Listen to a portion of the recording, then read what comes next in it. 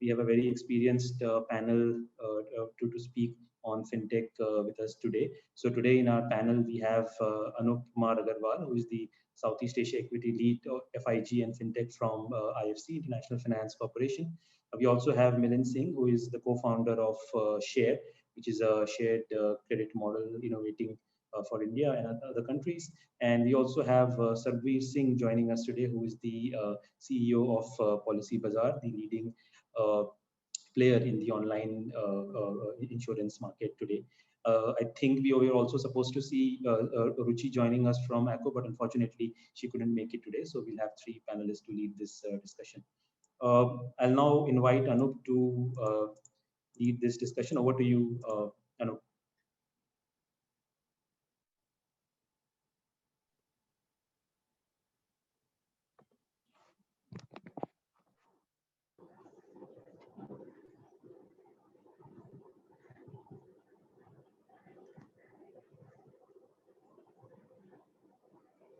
Hi, Mrigank, can you hear me?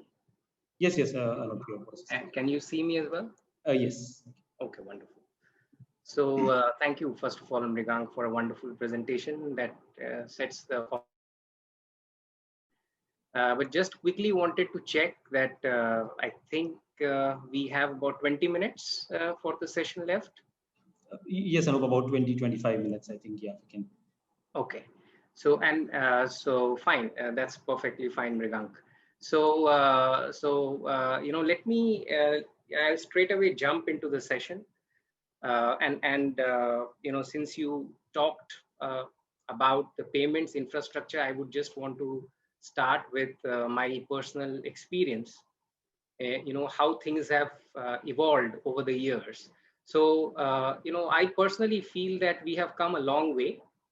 But we have a long way to go, so that's the underlying feeling that I have, and why I say that we have come a long way. So if we go back 15-20 years, if we had to make payments or receive payments in the form of checks, so we had to go and stand in the bank branches, deposit checks, or we had to write checks, and then money would get transferred to the accounts of wherever we are making the payment. So that was one era. In fact, getting statements also, it was like going and standing half an hour, 1 hour, and then getting the statements.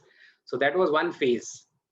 In the last 10-15 years, things have changed a lot, and now it's a lot comfortable due to internet banking, mobile banking, buying insurance policies as well. A couple of minutes and you can buy insurance policies.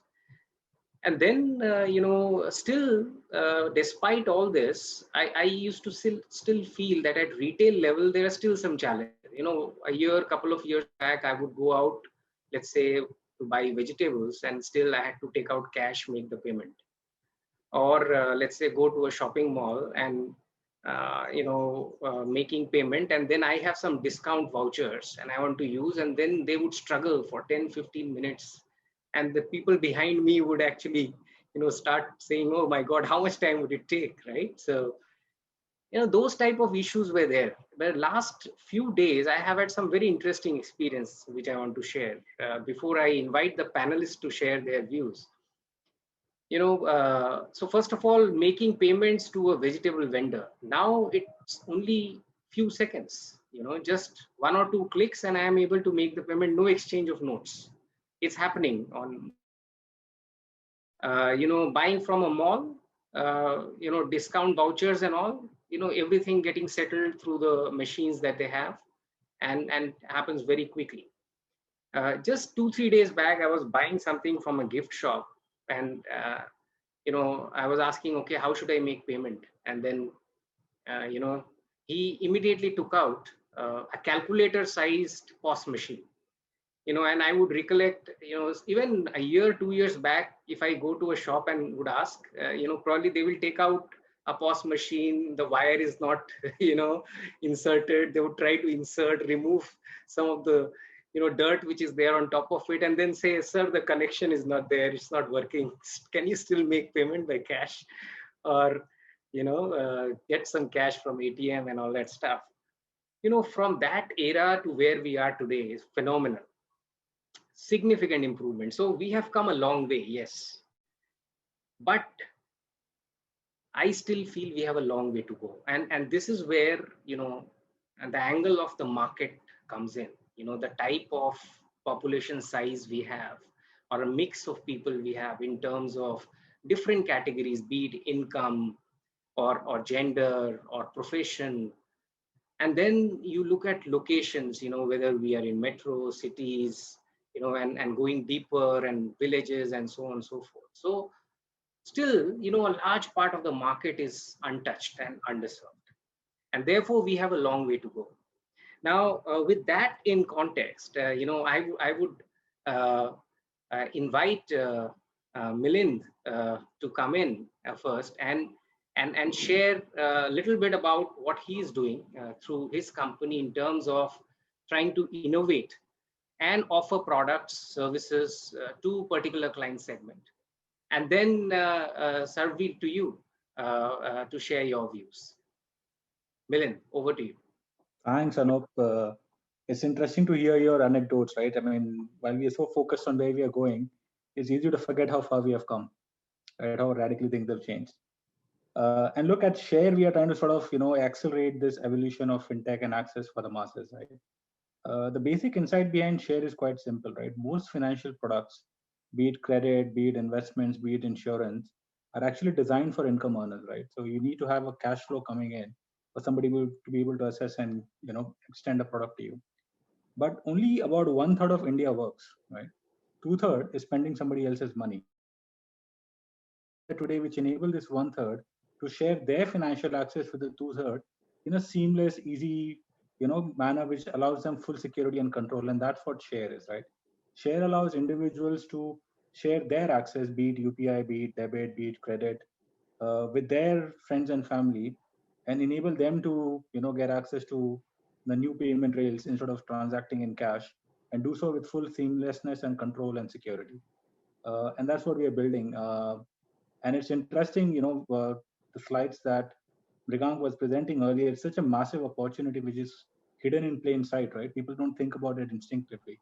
That most of the spending that happens in a household is not done by the income earner, but it's done by somebody else, right? Several cases for the individual's own benefit. And that's the market segment that we are going after. And use cases for us are mainly around extending payment instruments, but also massively around extending credit, right? Because if you look at credit card penetration, it's so low in this country. One of the best ways to be able to accelerate that is to allow people to share their credit lines with their friends and family, and enable them to get credit access and extend that and enable other people to transact. So yeah, that's in a nutshell where we are and what we're building. Thank you. Sarveer, over to you. Yeah, thanks Anup and Milind. It's very interesting to hear about what you all are doing. I think at Policybazaar, we've been around for 13 years, and our focus has always been to, help. Insurance is a wonderful concept that was invented in society, in the 1600s. So it's actually nothing very new about it, but it's a unique, and I mean, it's a blinding insight, right? That the very few people have accidents or go through unfortunate events, and the rest of us can help support those people. And I think this is a wonderful thing for society, actually for humankind. When you think about it, it's one of those unique things where probably differentiates humans from the other animal species. They're willing to do something to help each other. So I think it's actually a great fundamental insight, like fire or something like that is what I would put it. And one of the things that is very important, that what we are focused on, is to ensure that this is available to all Indians. And I think India is a unique country in the sense that we have a large population. We are relatively, from an income perspective, I think some of the slides showed, right, that apart from maybe the top maybe 50 million, which also seems high, but let's assume it's 50 million, the remaining country is relatively not so well off. And accidents that happen, when I say accident, it could be a real accident, it could be a health issue, it could be the death of somebody in the family who's earning the income. That person going away or suffering this calamity can set a family back for generations. So what happens is that one particular event, because everybody is living so cut to cut, that one particular event can set you back. And I think insurance is a wonderful solution for that. We also as a society don't have a safety net in terms of social security, etc. So I think this is a really important issue for all Indians, and that's what really Policy Bazaar is focused on. So we think of ourselves as focused on this mission, more than digital and various other sort of things that of course are part of it. So of course, we are here because we believe that digital leveraging technology is the way to go, is the way to make this available to the masses. And I just want to leave you with a very small statistic. Recently, we have all gone through this massive COVID crisis, right? And it's estimated in rough numbers that over 3 crore Indians, have had COVID, out of which only 15 lakh people had health insurance, right? So out of 3 crore, 15 lakh, so it's less than 5%. And then of those 15 lakh people, we estimate that there have been, let's say, 4 lakh deaths or something, right? And again, I'm just using round numbers. And of those, 55,000 claims have been lodged so far. So this kind of shows you, I mean, we always, I think a lot of us have healthy disrespect for these penetration numbers and all those things, because India tends to be lower down on that order on any metric, whether it's cement or insurance or credit. But one thing now, this COVID pandemic has shown that this is the extent of the problem. So it doesn't matter what it is in other countries, developing, but for us this is a really important issue that we all need to work on. And we are basically leveraging technology. We are making the process transparent. We are saying that please understand the product that you are buying. You can buy it right off the bat. I think as Anup said, you can get a policy issued right away, or in a few days depending on the kind of policy. And we guide you through the process, right? If you need to get a medical done, we help you with that. And finally, we help you after the policy, because buying the policy actually is only the first part of the whole issue. It's the using the policy, right? Making sure that your nominees know about it. How will they claim the money? If you are admitted in hospital, how will you get your claim? What is the process, etc., etc. And the industry has a long way to go. All of us have a responsibility to simplify these processes, make it easier to claim. And of course, we have to also understand that we have to keep the bad actors out. You see, what happens is that a few bad actors make the reason why processes are so frustrating sometimes and so difficult is not because the person designed it to be like that. It is simply because there are some bad actors who spoil it for everybody else. And I think that's where data technology can come in, which allows us to separate these things. So I'll probably just stop here, and I'm sure we'll talk more about some of these themes. Thank you. Thanks a lot, Sarveer. So since our focus is on innovation, what maybe I would want to focus upon now for the next maybe 3-4 minutes from each of you is in terms of if we were to try to understand the benefit of innovation, either it could be in the form of product or process, or it could finally lead to in terms of maybe cost saving, faster processing, better user experience, and so on and so forth. There are multiple angles to it. Now, and let me start from Milind again here. So Milind, in terms of your business model, you explained that, but from the point of view of innovation, would you want to elaborate a little bit more? How would you explain the innovation angle here, and how will it really help users more and more? And the same question then, Sarveer, for you. That's a $1 trillion question, right? Especially when it comes to fintech. I think, look, one of the reasons why you're seeing such a massive acceleration of fintechs globally is simply because banking as a sector has some structural issues and challenges, right? If you really think about it, most products at a bank are configured not by the bank itself, but by the policies and the norms issued by the central bank, right? All of them, they are doing just variants of the same product, right? And one of the things that, if you look at any other sector which has gone through and disrupted, is that more and more product creation is happening not at the center but at the edge, right? People are configuring and creating products themselves. So this is the one thing that we love about, obviously we're passionate about Share, but the basic idea that now what is happening is that that product creation is happening at the level of an individual who knows their tribe, knows the people around them, and is doing something for them, rather than happening at a bank and the bank is just sort of pushing it down to the individual. So I'll give you a very simple example, right? Let's look at credit. For any credit to exist out there in the world, you need both the risk appetite and the cash to be able to lend, right? The problem is all the cash sits with the bank, but the risk appetite is fairly distributed. People around you love you and are willing to back you, but they don't have the cash to do so. Now, with a product like Share, they don't need the cash. They just need access to their credit line. And that credit line now becomes configurable and accessible to you rather than relying on some fintech or a bank to come along and pass that credit line on to you. And I think the more innovation and product we're able to do the edges, the better fintech evolution will be. And I think that's what's coming next in fintech. More products happening at the edge rather than happening at the core. Okay, Sarvi.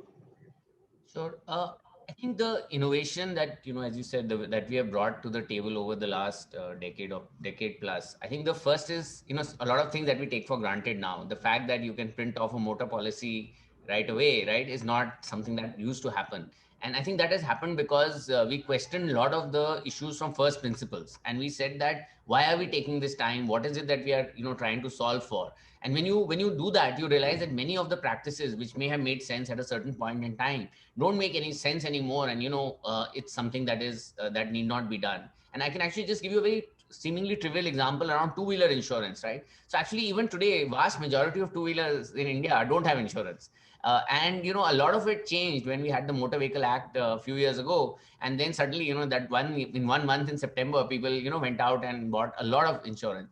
And one of the sort of insights in two-wheeler insurance is that actually, there isn't that much to do. You don't really need to inspect the two-wheeler. There is not much to be gained, right? It's a massive, base of users. And actually the whole thing bike and the what happens in an accident, etc., it's actually very, very straightforward. But because we were using a motor lens on it, right? So we were using a four-wheeler lens on a two-wheeler. We were using the same things that you must inspect it, let's say if this policy has expired, etc., etc. So I think the innovation that one can do is not just around the digital. Again, I just want to make sure that we understand that digital is one part of the equation, but the most important part is in the core product. And I'll also give you another example from health insurance. So one of the things that we discovered was that because we are a sort of a pull medium, right? People come to Policy Bazaar. We don't go looking for them and say that, you should buy insurance from us, right? Now, when that happens, it changes the nature of the disclosure that a person makes. So a person tends to be more honest, more truthful. And what we found was that our, the loss ratios, the ratio, the usage ratio, let's say, put it simply, for our insurance products was much lower than the market. And what we were able to then do is go back to our insurance partners and say, you know what, for our customers, for the people who are being honest, right? After all, they deserve some break for it, right? For being honest, we can actually create a larger cover. So we said that instead of giving them a 5 lakh cover, let's try to give them a 30, 50 or a 1 crore cover, because we all know that 5 lakhs is not enough, right? In today's day and age, having health insurance of 5 lakhs, you live in a metro city, basically you're not really covered, especially, now again, with the benefit of hindsight of COVID. So I think the core innovation that I think Policy Bazaar has brought is to say that simplify the processes, look at the product from a perspective of who's buying it, match those two, because we are also we are equally cognizant of our duty towards our insurance partners. See, it is a two-way street. We have to make sure that the consumer gets a good deal, but we also want to make sure that our insurance partners get a good book of business. So I think some of the innovations that we have brought are around products, are around how the claims experience works, etc.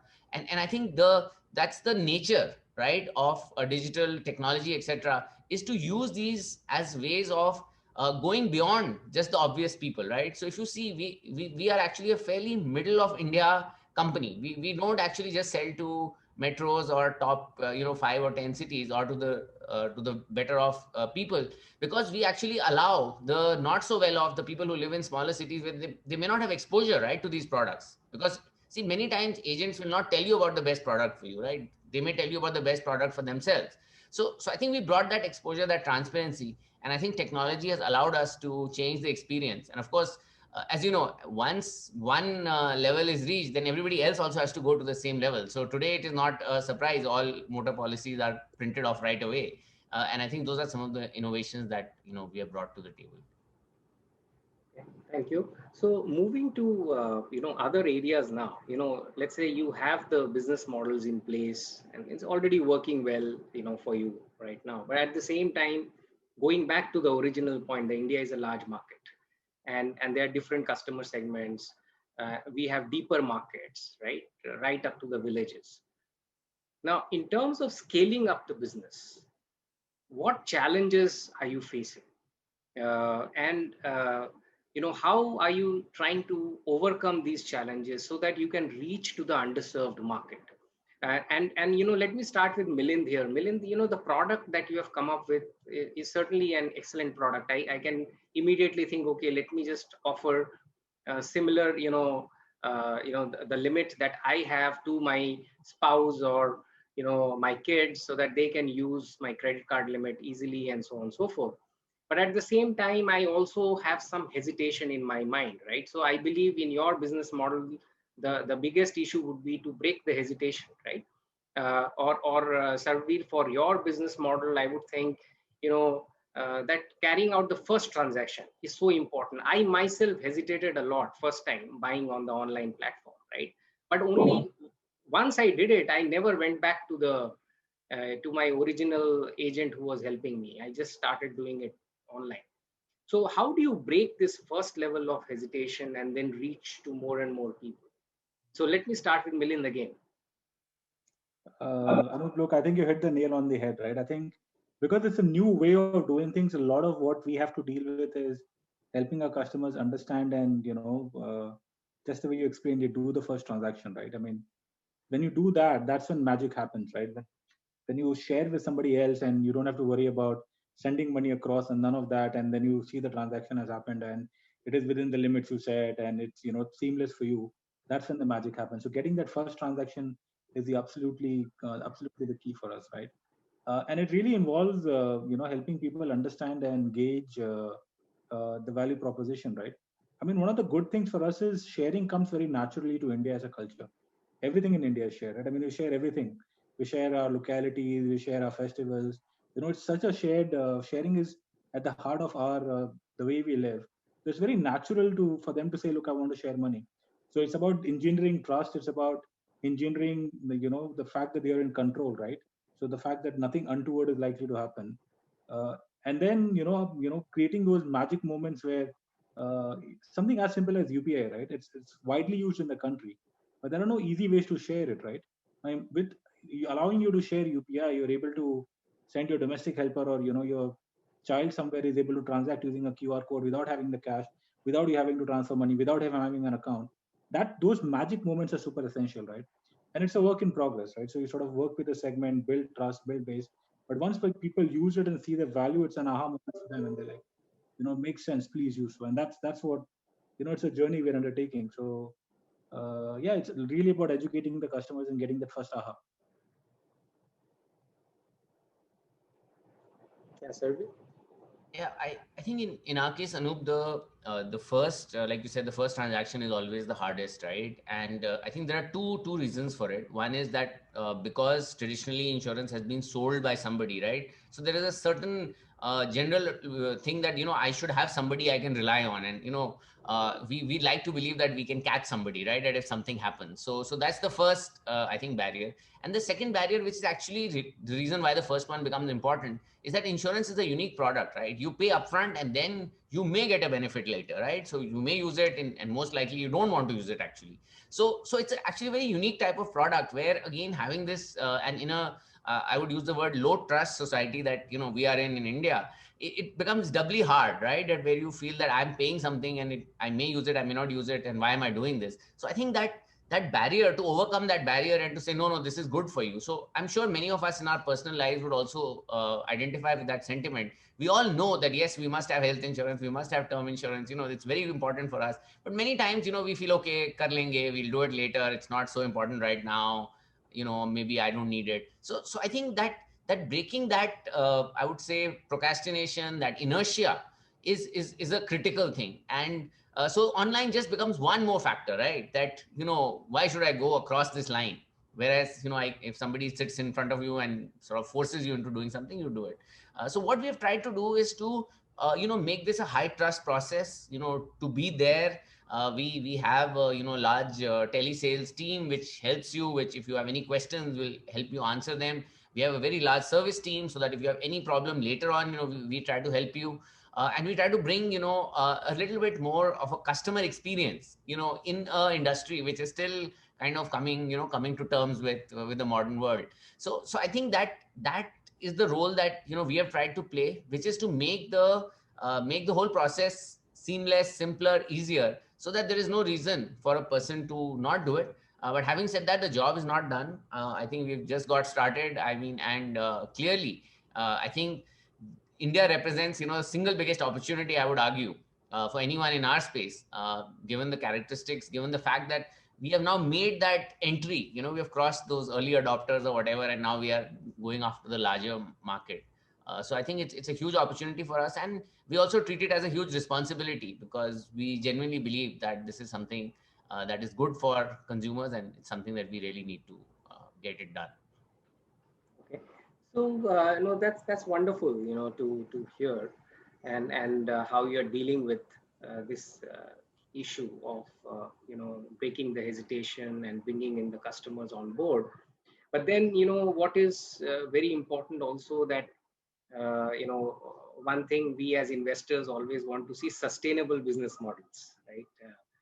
And which you as founders and CEOs would also want to see, that the business generates revenues, is able to monetize over a period of time, so that you become sustainable, stronger, scalable in the long run. Now, do you see any challenges in terms of monetization in whatever business models you are in, and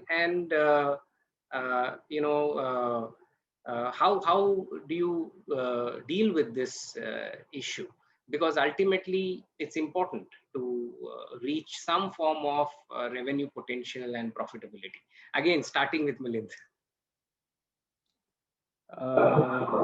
Again, look, great question, right? I think, look, for us, we are still very early in our journey, right, in trying to monetize this thing, because we are actually building. The analogy we always land up giving is, Facebook has built the social network and the social graph map, right, of how connections flow. LinkedIn has built the professional graph, but there is nobody who's built the financial graph, right? How money flows in the real world, right? Not between merchants and individuals, between individuals and people who depend on them, and how does that support happen, and how does that flow? And that's what we're seeking to build. So we are obviously running some monetization experiments, but we are very early in the game, and we are patient in terms of understanding what the scale of this is, because this is not just an India problem, by the way. The beauty of what we are building, even today we are close to 500,000 users across 70 countries, right? We're not just an India product, because anyone anywhere in the world can sort of download and play this, do the same thing. So we are taking a long view on this. We are working on monetization, obviously, but it's nothing we are trying to do in the short run. We see the potential as hundreds of millions of users on a platform like this sharing their finances, and there are multiple models at that, even at an earlier scale, to monetize that when that happens. Okay, Sarvit, I think we have limited time, couple of minutes more, so we'll keep it short. Thank you. I think we are kind of on the little bit on the other side of where Milind is. I think having gone through the journey and being in a business where monetization is definitely is clearly there. We make a significant amount of revenue, and we collect significant amount of premium right now. For us, I think the challenge is not I would say the monetization or the take rate. I think the challenge for us is the growing this thing. So there's always a balance between what we earn and what we spend. And we want to make sure that we, clearly don't want to spend, dramatic amount more than what we earn.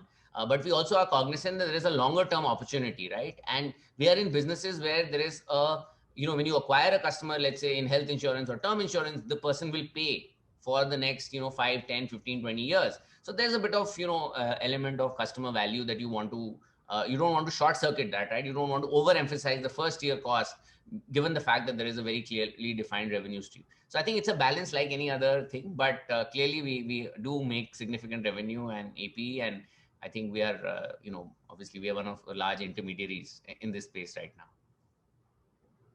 Thank you, Rikank.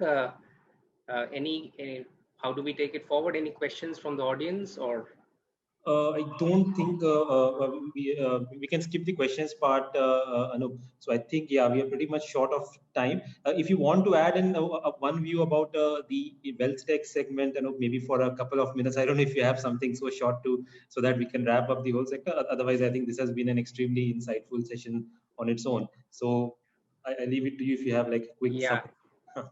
Okay, Mridang. So I'll keep it short, maybe only 2 minutes. So, Yes. there and you had touched upon and gave a very Yes, good please. overview. We discussed a lot on insurance and let's say the credit card sharing, from Milin's side.